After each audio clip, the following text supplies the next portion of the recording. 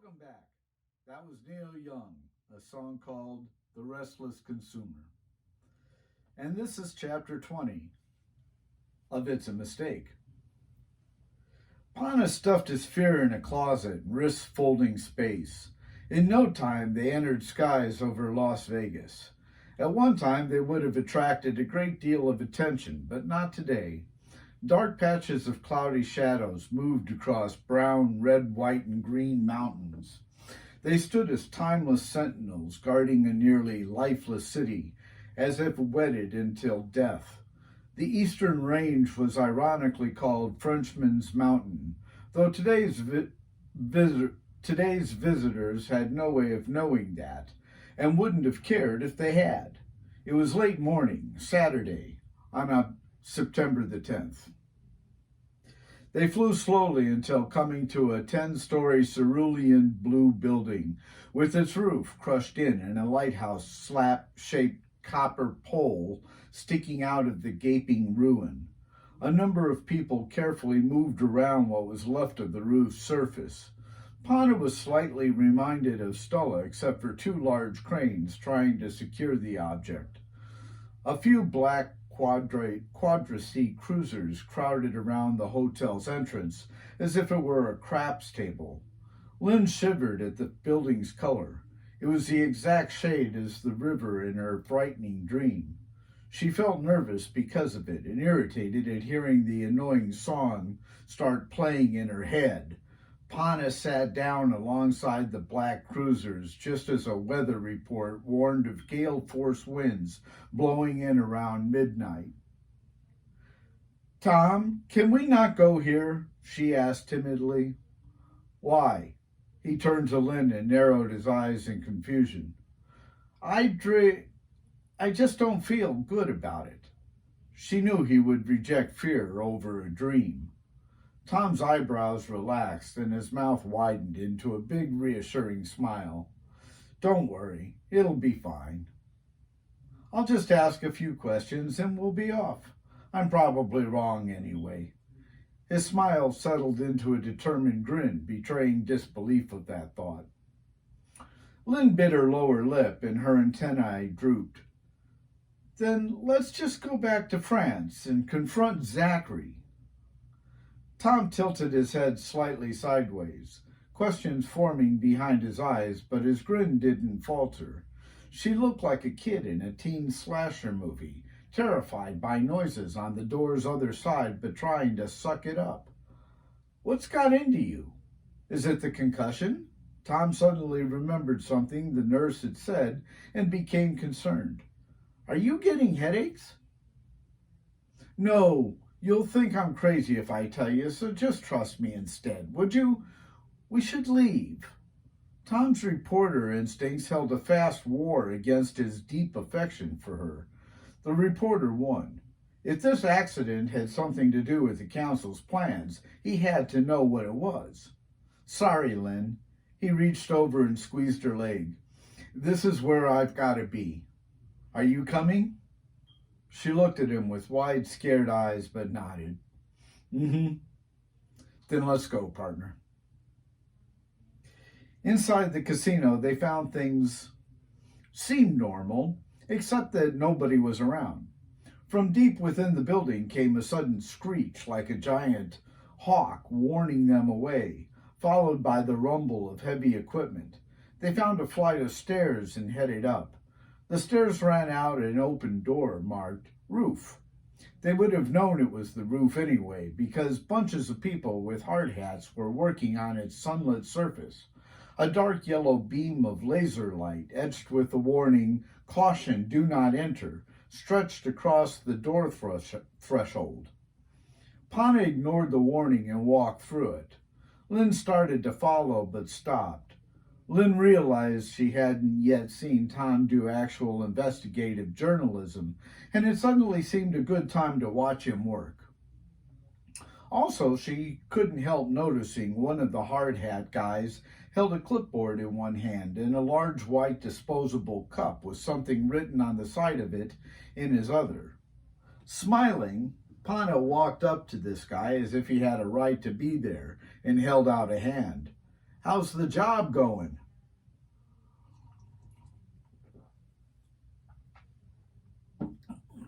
The workman looked at him kind of strange, but cautiously shook hands, placing the cup on his clipboard, and reported progress was steady.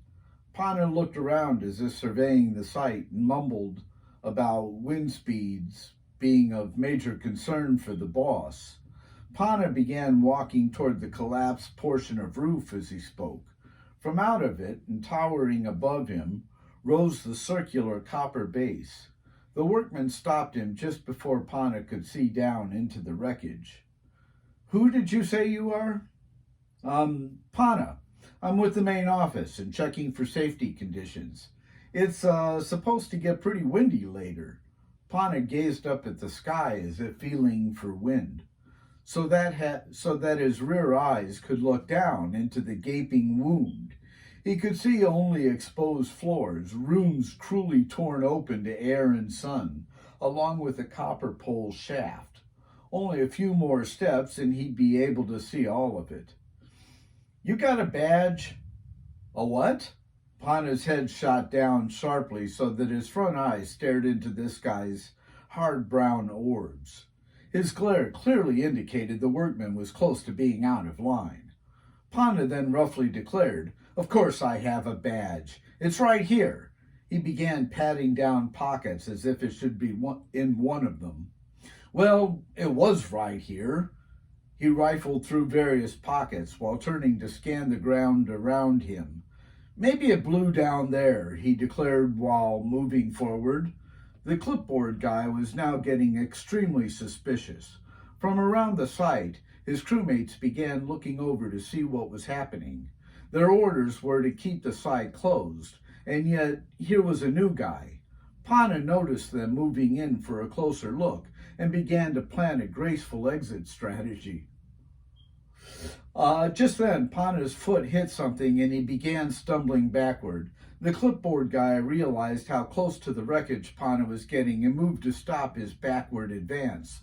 The crew abandoned cautious movement for a faster pace, but Pana didn't see them. His eyes were focused on the pole. Pana was getting so close he became afraid of actually falling in. Wanting to stop that from happening, he allowed his body to simply collapse. His head landed just over the wound's edge. The thick copper pole rose from between two thin legs.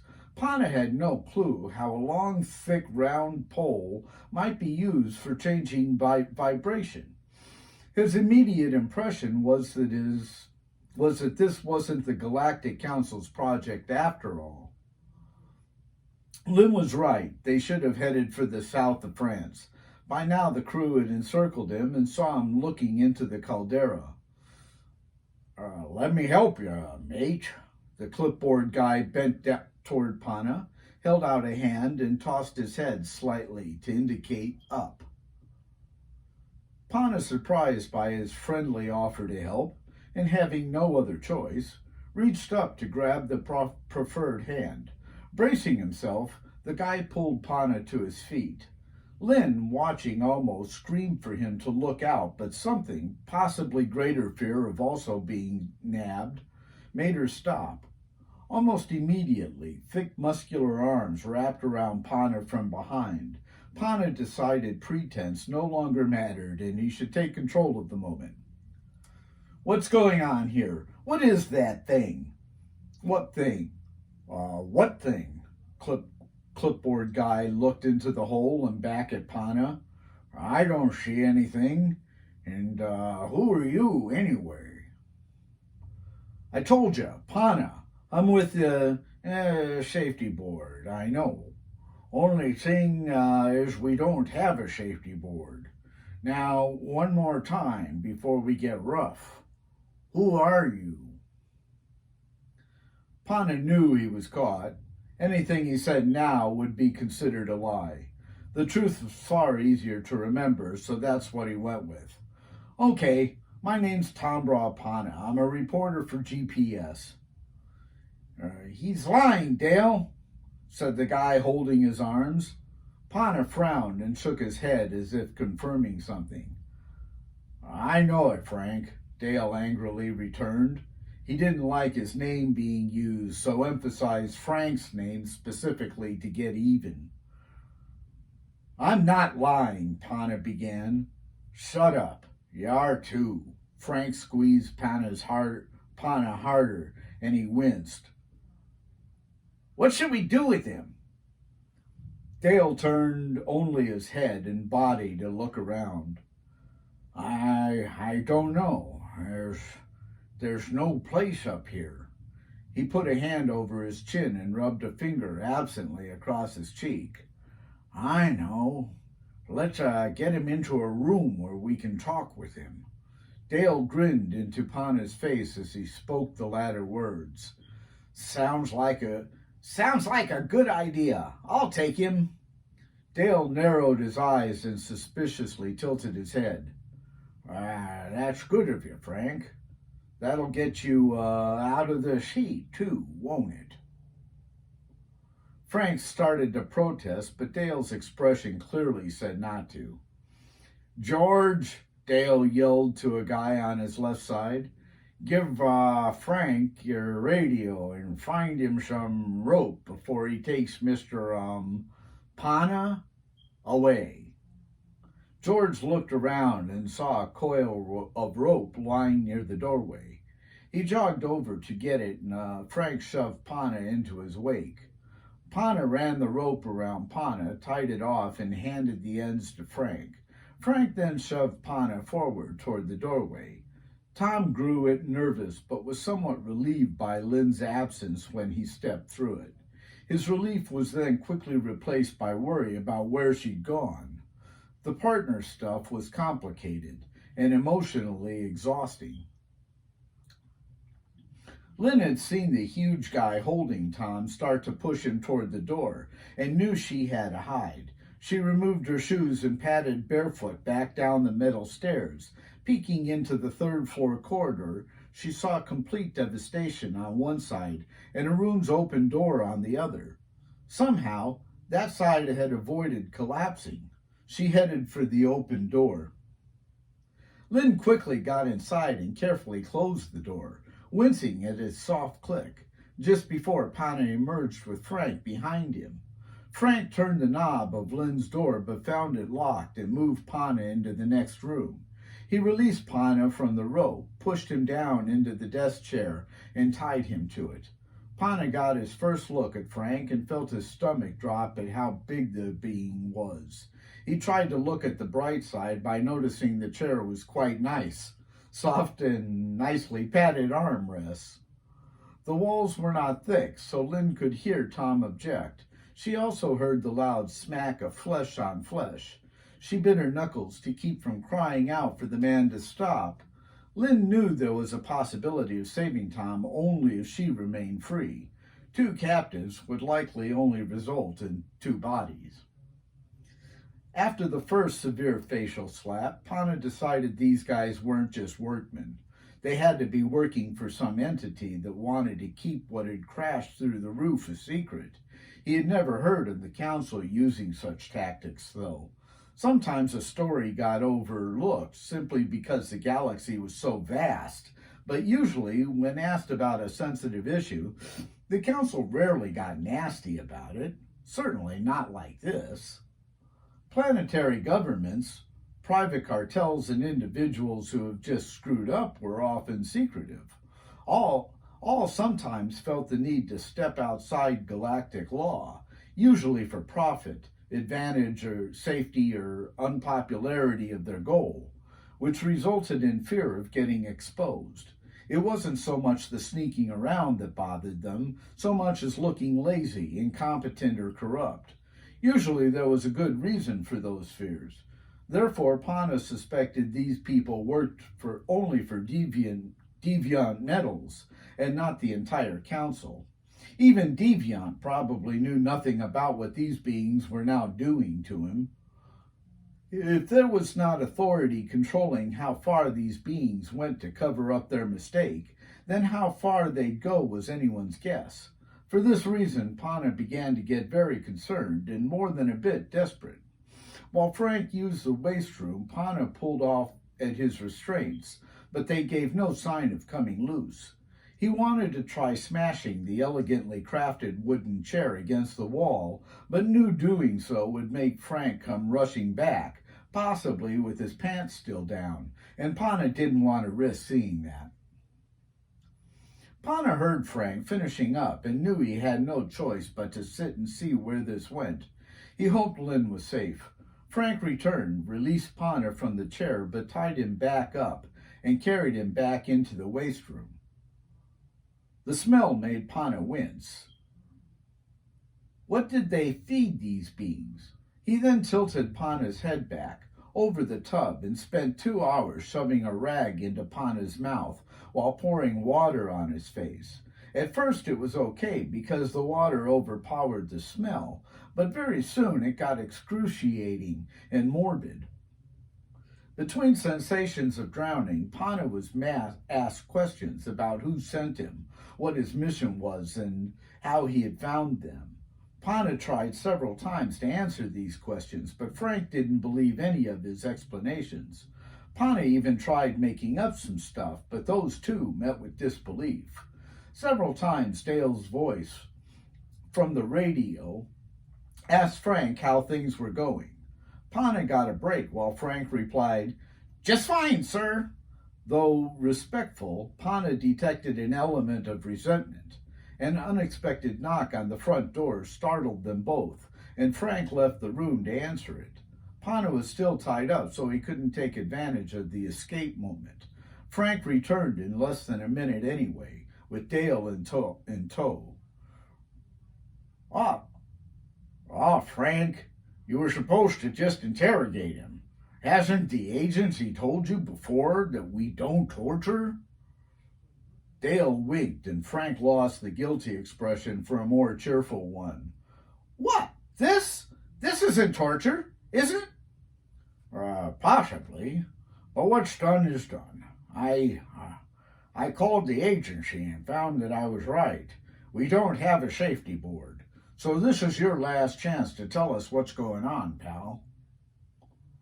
Pana tried again, hoping without believing that Dale would be more reasonable. "I'm just a reporter for GPS. Go ahead and check it out. Tony Vincenell is my editor. We were looking for a place to take a few days off is all. I saw the caved-in roof and just got curious about what happened." Dale tilted his long face back and appraised Pana through half-closed lids. After an uncomfortable moment, he blinked, frowned, and rolled up his eyes to seemingly look into his own brain. Dale then looked back toward Pana. "Well, we're done with recovery, but can't risk letting you go. Frank?" Dale shifted his head sideways.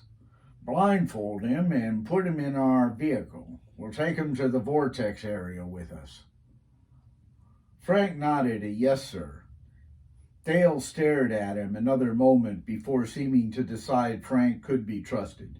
He then abruptly left the room. Frank got behind Pana, untied him, and retied just his hands. "Let's go, buddy."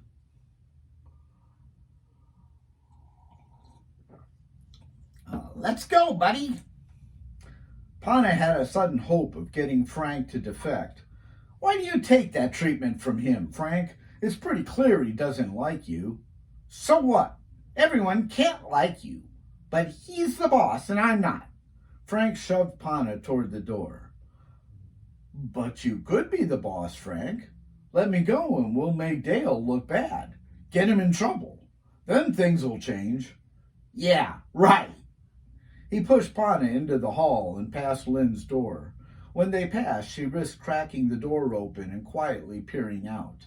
Tom didn't look good, and she heard Frank tell him to shut the fuck up. The difference between how Frank and Julian used the word gave insight to its vulgarity. They stopped at the stairwell, and Pana looked sideways. Lynn waved with relief and winked back. "This is your big chance to become something, Frank, and you're blowing it," Pana said over his shoulder. "I'll give you something to blow if you don't shut up." He pushed Pana forward, and they descended. Lynn padded back down the hallway to the stairwell.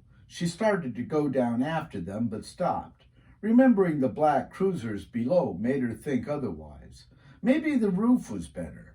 She turned around and headed back up. She was right. The copper pole suspended by powerful jets that held it aloft behind a tow vehicle was ready to continue its journey.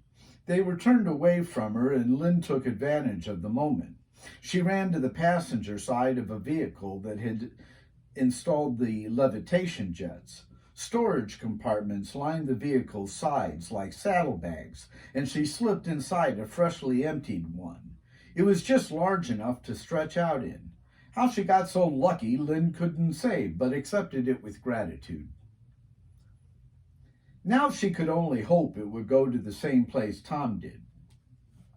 Lynn pulled out her Uni app and selected flashlight. The compartment was tube-shaped, gray, and made of plastic. It was comfortable, though nothing to recommend over a hotel room. Lynn was briefly sorry she'd not been able to use the room's shower for fear of being heard.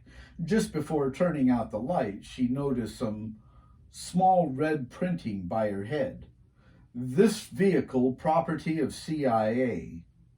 Lynn wondered what a CIA was, and she killed the light, surrendering to the darkness. Thank you. We'll see you in chapter 21.